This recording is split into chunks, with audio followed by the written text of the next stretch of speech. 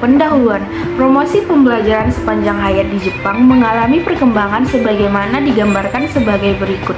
Pada tahun 1924, Foundation of Social Education Division at Ministry of Education.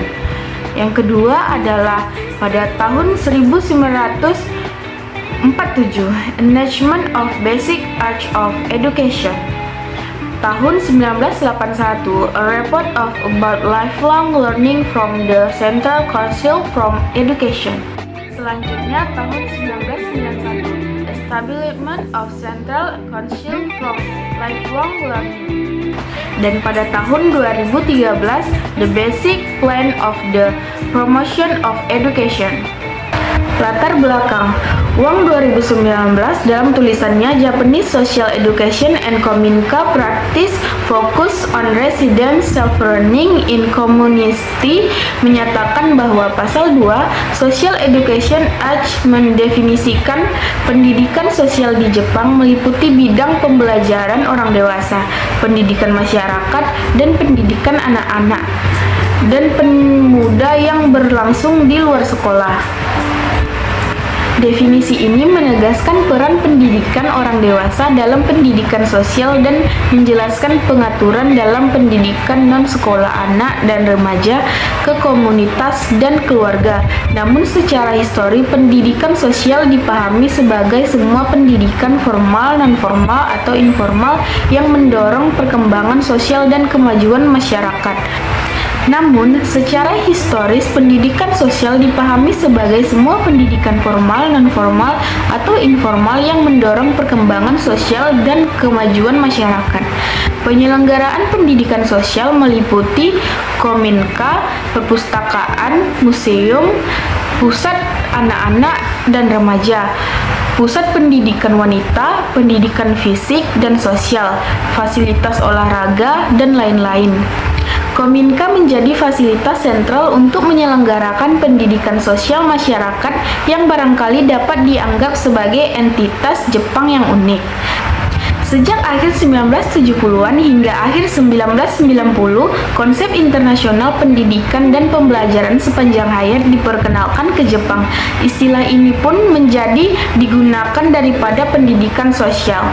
Pembelajaran sepanjang hayat pertama kali muncul dalam laporan MEX atau Kementerian Pendidikan Jepang untuk menggambarkan semua jenis peluang belajar bagi orang-orang. Latar belakang. Sebagai produk pasca Perang Dunia II, Kominkan sebagian besar didirikan oleh pemerintah daerah pada tahun 1946, merupakan Respons Social Education Act. Tujuannya untuk mendorong partisipasi aktif masyarakat dalam pembangunan masyarakat.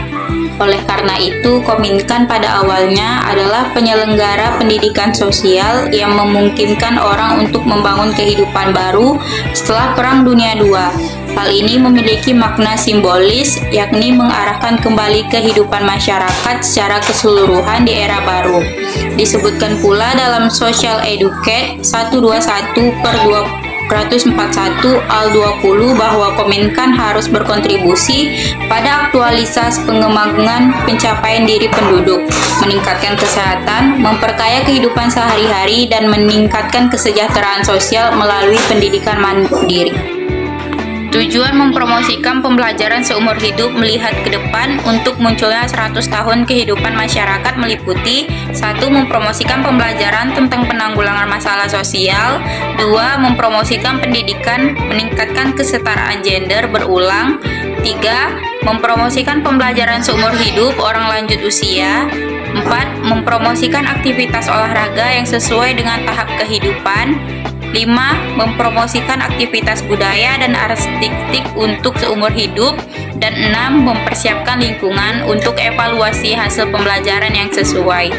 Tujuan mempromosikan pembelajaran untuk meningkatkan kehidupan masyarakat dan melanjutkan pembangunan masyarakat meliputi 1. Membuat studi untuk promosi pendidikan sosial untuk membuat komunitas baru di era baru. 2. Melatih orang-orang inti dengan asumsi pengembangan manusia dan komunitas. Gagasan tentang sekolah masyarakat yang menyelenggarakan pendidikan lanjutan dan sekolah satu atap telah berakar kuat di masyarakat. sehingga upaya baru menuju pendidikan masyarakat berjalan lebih jelas. Henry Morris adalah tokoh yang sering dijuluki kakek pendidikan masyarakat. Dia memulai kegiatan pendidikan masyarakat ketika terjadi krisis pendidikan di perdesaan. Henry Morris memberikan dasar filosofis untuk pendidikan masyarakat dengan menyatakan bahwa tugas besar pendidikan adalah mengubah masyarakat menjadi rangkaian masyarakat berbudaya, di mana setiap masyarakat dan pemerintah daerah menjadi masyarakat pendidikan. Pendidikan tidak hanya menjadi konsekuensi dari pemerintahan yang baik, tetapi pemerintahan yang baik juga sebagai konsekuensi dari pendidikan. Pemikiran pendidikan yang dimaksud adalah upaya masyarakat setempat untuk mencapai posisi tertinggi dalam kehidupan yang baik untuk semua. Pembelajaran sepanjang hayat dan pendidikan sosial untuk melindungi kehidupan antara lain dilakukan untuk 1.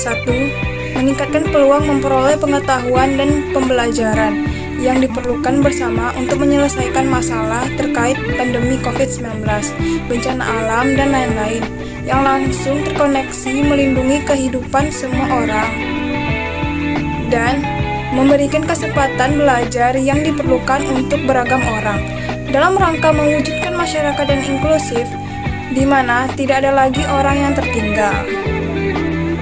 Dalam melakukan penyebaran dan peningkatan pembelajaran sepanjang hayat dan pendidikan sosial, gaya belajar era baru perlu diperkuat, antara lain 1. Bertanya, mengidentifikasi masalah, mengungkapkan ide, berpikir bersama dengan orang lain, dan menciptakan ide baru dijadikan bagian penting dalam pembelajaran. Belajar tidak hanya dilaksanakan dengan transfer informasi melalui format perkuliahan. 2. Penciptaan ide-ide baru untuk memecahkan masalah dilakukan memulai perkumpulan dan belajar bersama antar generasi dan berbagi latar belakang yang berbeda. Hal ini diarahkan untuk mewujudkan masyarakat yang memahami, menerima, dan bisa hidup bersama dengan orang lain, dan menggabungkan pembelajaran online yang memanfaatkan teknologi baru dengan pembelajaran tatap muka untuk membuat pembelajaran lebih kaya. Kesimpulan, pendidikan masyarakat dan sosial di Jepang bertujuan untuk mendorong warga agar terus belajar sepanjang hayat dan berperan aktif dalam masyarakat. Pendidikan sosial berfokus pada pengajaran nilai-nilai moral dan pengembangan keterampilan sosial, serta tanggung jawab terhadap komunitas. Pemerintahan dan lembaga lokal menawarkan program-program yang mudah diakses guna meningkatkan kesejahteraan sosial.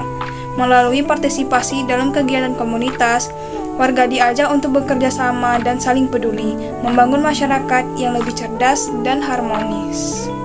Senri no Michi mo Ippo Kara.